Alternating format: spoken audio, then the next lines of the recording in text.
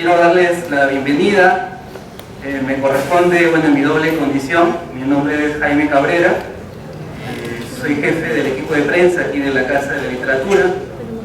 Y además, bueno, tengo a cargo un blog literario que se llama Leer por Gusto. Y con Luis Rodríguez, pastor, que me acompaña, se nos ocurrió buscar de alguna manera rendir un homenaje a Gabriel García Márquez. Justo hoy la coincidencia ha hecho que al cumplirse un mes realizáramos esto. Al inicio, como vieron, hubo una pequeña representación teatral de la Asociación Cusillo, a quien agradezco mucho, porque lo han hecho no solamente muy bien, sino ha habido un esfuerzo evidente en la presentación. Cuando pensamos en qué debíamos abordar o abarcar en este conversatorio, veíamos que un tema o lo recurrente hubiera sido hablar de 100 años de soledad y pasarnos, bueno, la noche hablando de ese mundo mágico de Macondo, de esta novela desbordante del nuevo Quijote del siglo XX. Y así que decidimos más bien buscar la parte menos glamorosa, por decirlo de alguna manera, de la vida de Gabriel García Márquez, que es la vida y obra de él antes de la publicación de esta gran novela. Es decir, cuando Gabriel García Márquez era aún un escritor en ciernes, el periodista que estaba buscando escribir esta gran novela que vendría después, y que en ese proceso encuentra grandes lecturas, grandes amigos, grandes referencias también para escribir 100 años de soledad, pero eso fue mucho antes y esa historia empieza mucho antes.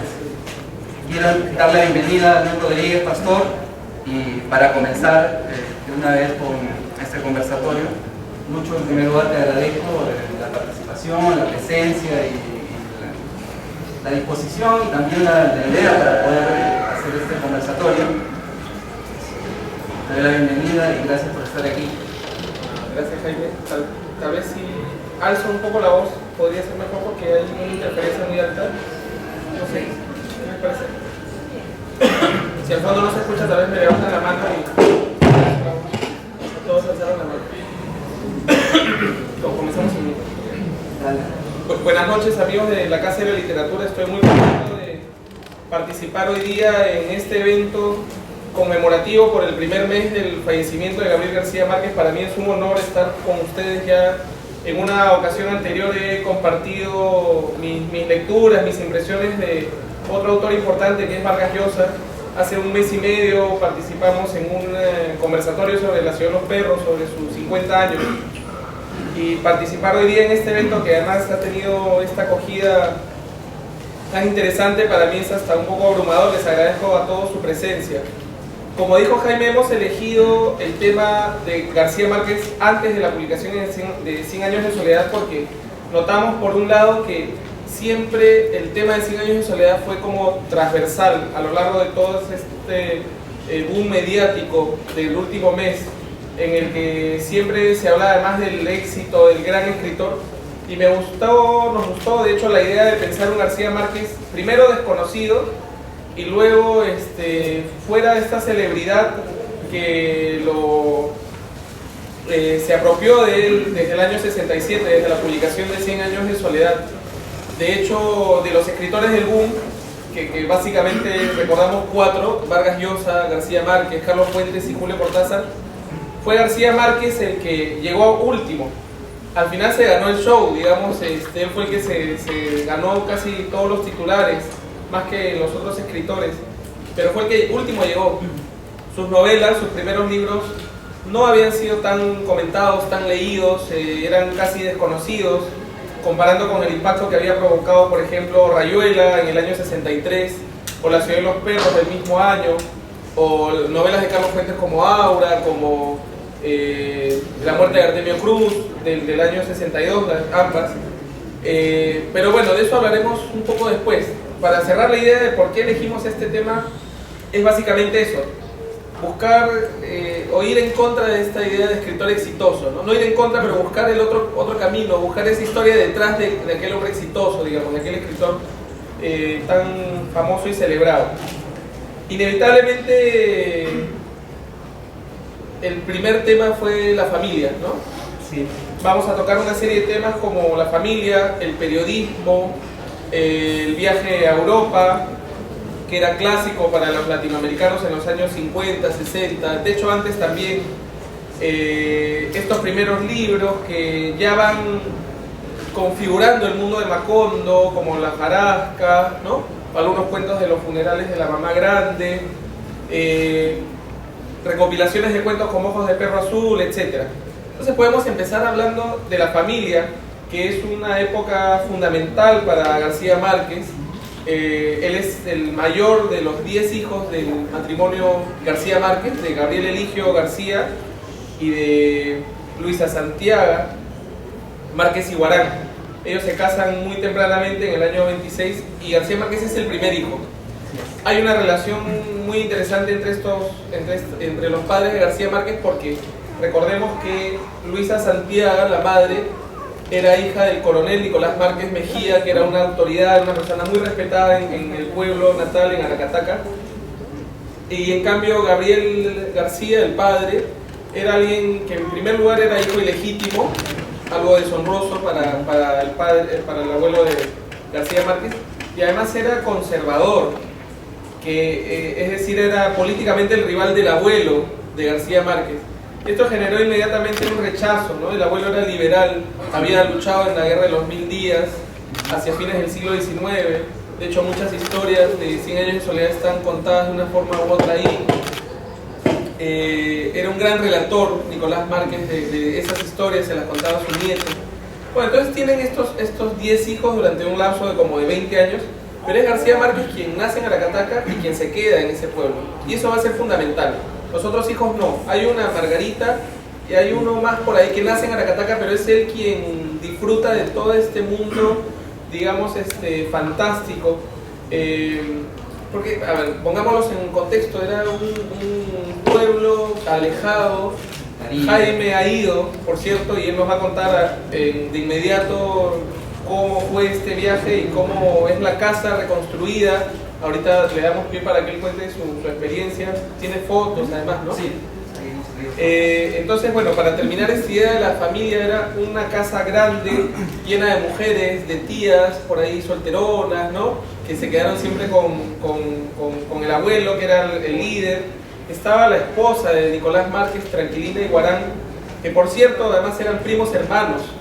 Tranquilina y Guarán y Nicolás Márquez. Creo que podríamos decir, Lucho, que la historia empieza en Aracataca. Por supuesto. Ahí es el punto de partida de este recorrido de García Márquez, este derrotero del escritor.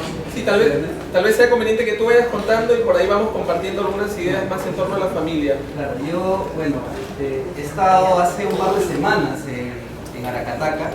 Fui a la Feria Libre de Bogotá y inevitablemente luego del fallecimiento de García Márquez decidí dar el salto a Aracataca, que es una referencia, digamos, casi literal de Macondo, ¿no? Uno respira Macondo por todo Aracataca.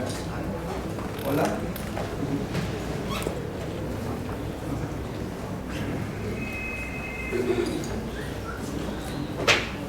Si no, continúa. El audio está pésimo, así que... ¿Escuchan el fondo? ¿Escuchan suficiente? Bueno. Tal vez hace un poco más.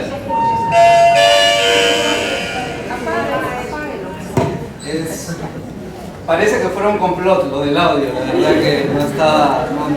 esto es realismo trágico, ¿no? No es mágico, es realismo trágico. Nos ha pasado a ver este inconveniente que nos va a obligar a Lucho y a mí a levantar la voz para que nos puedan escuchar, sobre todo al fondo, que me temo no me escuchan nada.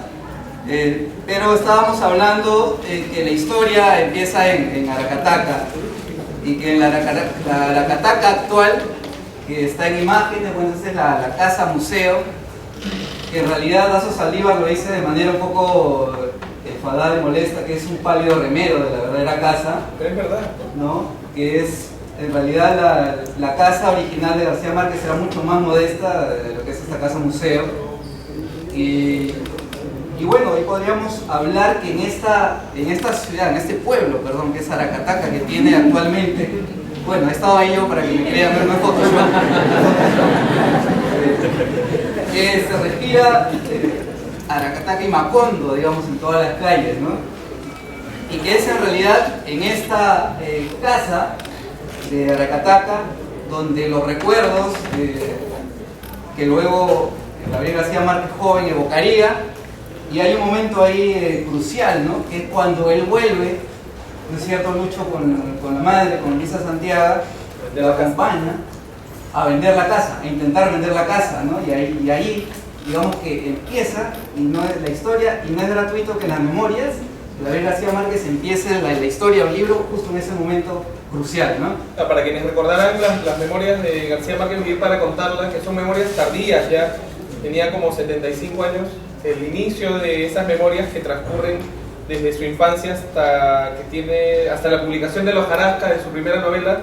El inicio es ese regreso a Aracataca que va a ser fundamental para su vida, ¿no? Así es. Y bueno, actualmente Aracataca es un pueblo que quien lo visita quizás puede sentir el atractivo que uno encuentra Macondo en todos lados, cosa que a ellos no les hace mucha gracia en realidad, porque se siente un pueblo postergado. Para llegar ahí ha sido todo una odisea, no es un pueblo tan grande ni comercial. Yo en el bus me pasé al siguiente pueblo porque no me avisaron que estaba llegando a Aracataca. No hay un cartel que diga bienvenidos a Aracataca, ingresen aquí a la tierra de García Márquez. Hay un letrero, es cierto, de un colegio, pero uno no encuentra inmediatamente a Aracataca. Tiene que preguntar a la gente cómo llegar allí. Y en una moto lineal, desde la carretera, tuve que llegar al pueblo, ¿no? Y luego ya adentro la gente es en realidad como García Márquez la describe en los libros. Lo del calor, llegué un día que estaba nublado, como ahí más o menos se aprecia, no tanto sol, 36 grados, por lo que está en el Caribe, está en el norte de Colombia, en el departamento de Magdalena, ¿no? Usualmente la temperatura puede llegar a los 38, incluso a 40 grados, es el Caribe, recordemos. Y bueno, esta es la casa museo actualmente que uno puede visitarla, el ingreso es gratuito, el único día que está cerrado el lunes. Y el día que llegué, bueno, las visitas, no está permitido grabar video, había que pedir una solicitud, un papeleo, pero logré tomar fotografías, hablar con el director de la casa museo, y lo que es en realidad una suerte de reconstrucción, ¿no? De los ambientes de la casa, de esta casa de los abuelos y de los ambientes en el que estuvo el niño García Márquez, muy dividido, ¿no es cierto? El mundo de las mujeres, de la abuela, la tía y del abuelo, ¿no? Hay igual la recreación, hay el taller donde están los pesitos de oro.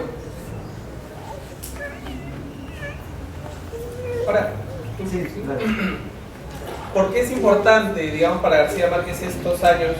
De hecho, él en alguna ocasión, en alguna entrevista, afirmó que todo lo importante pasó hasta que falleció su abuelo. O sea, el fallecimiento de su abuelo fue lo último, lo importante que le pasó en la vida, ¿no? Yo creo que esto es una manera simbólica de decir que esa época de la niñez fue como una matriz, fue una fuente de historias, de sensaciones, esta idea del realismo mágico, de que a partir de las historias cotidianas que se contaban sus familiares, sus amigos, o los amigos de la familia, quiero decir, etcétera, lo fantástico era real. Podríamos resumir en eso, la importancia de Aracataca, que no es exclusividad de Aracataca, definitivamente en el Perú mismo hay muchos pueblos que tienen también esta idea de la fantasía como real, como parte de lo real, quiero decir, dentro de las historias que más se van contando de generación en generación, etc. Ellos son, por cierto, los padres de García Márquez. La madre falleció hace no tantos años, es increíble, 2002, ¿no? Como 100 años, justo cuando terminó de escribir las memorias, falleció la madre. Ahora, regresando también a esta idea de por qué él estuvo ahí, ¿no? Era un matrimonio joven, el de sus padres, hubo este conflicto de la oposición del abuelo, ¿no?, con este matrimonio. Para quienes hayan leído El amor en los tiempos del cólera recordarán esta especie de, no persecución, pero constante aventura de pueblo en pueblo con el telegrafista. Es la historia de sus padres. De hecho, para escribir esa novela, que ya es muy posterior, ya después del premio Nobel incluso, los entrevistó. Claro, está la anécdota de que los entrevistó por separado porque juntos se peleaban, no se ponían de acuerdo en las versiones. Entonces los entrevistaba por separado para que no generen, ¿no? El padre ya no llegó a leer la novela porque falleció justo un año antes de su publicación en el 85. Bueno, entonces el hijo mayor, Gabriel García Márquez, se queda en la casa del abuelo también como una especie de, no sé si decir, entregan al niño, ¿no?, como para enmendar un poco, suavizar, ¿no? Y ellos se van. El padre era alguien un poco aventurero, que quería ser negociante, quería hacer dinero, pero le iba mal. Tenían hijos sin parar, un año tras otro, y ya tenía además 4 hijos antes de que se case con Luisa Santiago. O sea, realmente el tema de los hijos ilegítimos es muy notorio en todo el árbol genealógico de García Márquez, que es inmanejable. El abuelo de García Márquez, el abuelo materno, tuvo 3 hijos legítimos, pero como 15 ilegítimos. Todo eso se puede explorar en la biografía de... ¿Cómo está? En la biografía de Gerald Martin, esta biografía que es realmente muy recomendable. Me atrevo a hacer un poco la promoción, que en una librería del centro cívico la venden a 28 soles. Yo les recomiendo que si la pueden conseguir sería... No digo nombres. Buena cherry, ¿eh? No, pero bueno, entonces esa es una época fundamental. Es una época fundamental para García Márquez y de hecho eso es Macondo. Luego explorará otros temas, otras historias, por ejemplo, Crónica de una muerte anunciada es otra cosa, El amor en los tiempos del cólera mismo, pero esos primeros libros son Macondo. No sé si tú quieres complementar algo más. Sí, es en realidad este nexo con los abuelos, en realidad lo que pudo, como decías tú, la entrega del hijo mayor a los abuelos, que era como una manera de suavizar el desacuerdo con el matrimonio entre el papá de Gabriel Eligio y la madre Luisa Santiago, se convierte para él como escritor en una bendición, ¿no? Porque es en el mundo de los abuelos, en la casa de Aracataca, que él después encontraría pues este mundo, este universo que recrea.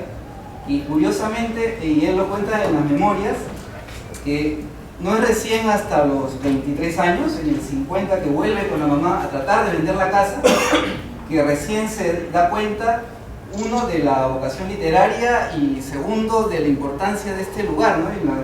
Hay una cita ahí que voy a leer sobre justo esa parte de la vocación literaria y Aracataca. Dice García Márquez, ¿no?, cuando acompañó a la mamá a tratar de vender la casa, lo que en realidad me ocurrió en aquel viaje a Aracataca fue que tomé conciencia de que todo lo que me había acontecido en la infancia tenía un valor literario que solo entonces empezaba a apreciar, ¿no? Curioso, porque él antes de esto ya había publicado el primer cuento, pero no encontraba este mundo, universo propio que luego entendería que es Aracataca o Macondo. Claro, ahora están las vivencias, digamos, ¿no?, lo que él vivió en su niñez, pero irán apareciendo a lo largo de los años, a lo largo de su juventud y ya una primera adultez, lecturas que van a ser fundamentales para él. No sé si podríamos pasar a ese tema, ¿no? ¿Ya? Hay una primera lectura que es muy importante para él, que es Las mil y una noches. Él las lee siendo niño aún, y él las lee sin saber que se trata de Las mil y una noches. De hecho, el libro no tenía pasta, ¿no? No tenía pasta, no tenía ninguna presentación, y él las leía con fascinación. Incluso reconoce en uno de sus cuentos, tal vez el relato que más disfrute, ¿no? En este momento no recuerdo, pero es en Las mil y una noches, digamos, un primer punto a nivel de influencias literarias, ¿no? Está también Sófocles y la lectura de Edipo Rey, ¿no? Fue conmocionante para él esa lectura. Está Kafka, y eso fue determinante, la lectura de Kafka, La Metamorfosis, ¿no? Cuando él comienza, y esta es una anécdota conocida, cuando él comienza a leer la novela y te cuentan, pues te presentan desde un inicio que Gregor Samsa se despierta hecho una cucaracha, él dice como, caray, ¿no? Esto es lo que me contaban mis abuelos, ¿no? O sea, este tipo de cosas así fantásticas. Eso se podía, ¿no? O sea, eso se podía hacer, dice, ¿no? Exactamente, él cae en la cuenta de que eso es legítimo, eso es posible a nivel literario. Él ya tenía una vocación literaria, ya tenía un interés literario, ya había empezado a trabajar como periodista muy joven, a los 20 años aproximadamente. Y de hecho, de esas primeras lecturas de Kafka es que aparecen sus primeros cuentos. O sea, hay una relación, una influencia muy notoria de Kafka en, por ejemplo, La Tercera Resignación, que es su primer cuento del año 47, que aparece luego en Ojos de Perro Azul. No sé si quieres... Sí, yo quería complementar lo que está diciendo Lucho con un momento clave también en la vida de García Márquez es la estadía en Zipaquirá, en el liceo. En el liceo de Zipaquirá, donde él empieza no solamente a leer de todo, ya conscientemente, sino también incluso a explorar la poesía, ¿no? Porque los profesores de este liceo de Zipaquirá eran poetas de un movimiento, Piedra y Cielo. Me parece que pasa los últimos 3 años en el colegio de Zipaquirá y se leyó la biblioteca entera, según lo que cuenta. Es lo que él dice, porque bueno, en realidad es hiperbólico García Márquez, sí, ¿no? Pero es que yo le creo más al biógrafo que a él, ¿no? Porque él tiene diversas versiones, es como muy juguetón, ¿no? A veces tiene como butal, como digamos poses. En cambio el biógrafo, digamos, rastrea con mayor seriedad, ¿no? Claro. Ahora, era un momento especial en ese colegio porque los profesores eran progresistas, ¿no? Entonces tuvo la suerte porque quería estar en el colegio más importante de Bogotá, pero no puede y le dan como premio consuelo, entre comillas, estar en este colegio, pero en realidad, como a nivel de lector, fue una bendición. En este libro de aquí, que se llama 4 años de soledad, que habla de los años que pasa en el liceo, precisamente lo que dice Gustavo Castro Caicedo, el autor, es que ahí en realidad García Márquez es escritor, porque ahí empieza a leer en esa biblioteca del colegio, ahí empieza a escribir los primeros poemas, incluso registra, hay algunos poemas que le escribía una novia de entonces, creo que Elise Martínez, no me acuerdo el nombre exactamente, ¿no? Y ahí empieza a escribir y también en el boletín del colegio, ¿no? Se empieza ahí dado en el liceo de Zipaquirá. Ahora, para terminar la idea de las lecturas que lo ayudan de tal forma a comenzar con este mundo de Macondo, está, creo que por último, Pedro Páramo. Había sido publicado recientemente y su amigo Álvaro Mutis le tira el libro y le dice, lee esto, ¿no? Para que sepas cómo se escribe, para que aprendas a escribir, ¿no? Una cosa así. Y García Márquez lo lee, esto yo calculo será el año 55, más o menos, y lo conmociona de tal forma que lo relee, quiero decir, y ese año no le interesó leer nada más, o sea, estableció una relación muy estrecha con Pedro Páramo, que yo hemos traído acá, para mostrar, hemos traído un pequeño muestrario de libros, ¿no? Que es una novela fundamental para la literatura mexicana, para la literatura latinoamericana. De hecho, Juan Rulfo es un escritor que publicó un libro de cuentos, esta novela, y prácticamente nada más. Y es una celebridad absoluta, o sea, es un escritor al que se le debe mucho, pensando en el realismo mágico, ¿no? Del cual García Márquez, al fin y al cabo, fue su exponente más ilustre, ¿no? Y hablando, bueno, de las lecturas, es como hablabas hace un rato de la lectura de La Metamorfosis, que lo lleva a escribir el primer cuento, La Tercera Resignación, en el año 47, que sale publicado en El Espectador, y digamos ahí empieza este joven García Márquez de 20 años ya a preguntarse a ver qué sigue, ¿no? Porque, claro, él lo cuenta de manera muy graciosa García Márquez, que en realidad él decide seguir escribiendo para no hacer quedar mal al columnista del Espectador, que lo elogia, ¿no? Pero después dice en realidad de qué se trata esto, ¿no? Se trata de contar historias, y así de manera sin querer, intuitiva quizás, es que llega al periodismo, ¿no? Sí, ahora también creo que es importante señalar que ese primer García Márquez, el de sus primeros cuentos, que como les hemos dicho, los pueden ustedes leer en Ojos de Perro Azul, que es una publicación posterior, es decir, estos primeros cuentos los publica en El Espectador, creo que en El Tiempo también, sí, ¿no? Sí. Básicamente en El Espectador, y es 20 años después, casi 25 años después que lo publican como libro. O sea, dentro de su bibliografía está antes de su primera novela, de Hojarasca, pero en realidad la publicación es muy posterior. Va a ocurrir un suceso, ¿no? Que, o sea, quiero decir, después de 100 años de soledad, empiezan a rastrear todo aquello que había hecho García Márquez como periodista, como escritor, y es publicado.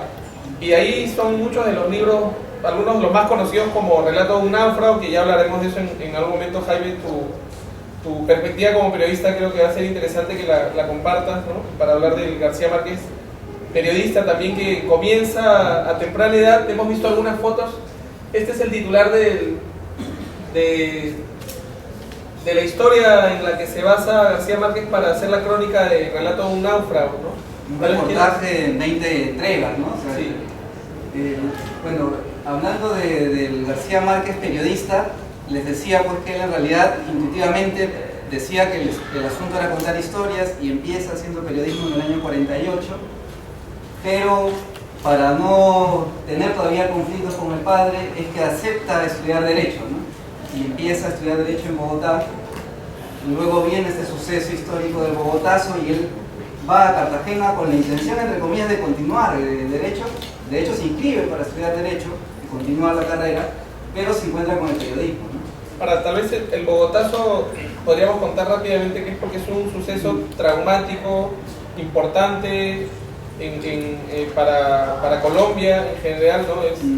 El Bogotazo es la destrucción de Bogotá, por decirlo de alguna forma, o sea, la toma en las calles por los bogotanos y la destrucción de una serie de edificios, de lugares públicos, a partir del asesinato de Jorge Eliezer Gaitán, que era el líder liberal, ¿no? Era de hecho inminente, era casi inminente que iba a ser elegido presidente, y fue asesinado. Ahí hay una anécdota con Fidel Castro, también tú te acordarás. Ellos no se conocían, ya luego ha sido muy conocida la historia de la amistad entre ellos dos. En ese momento ambos estaban en Bogotá.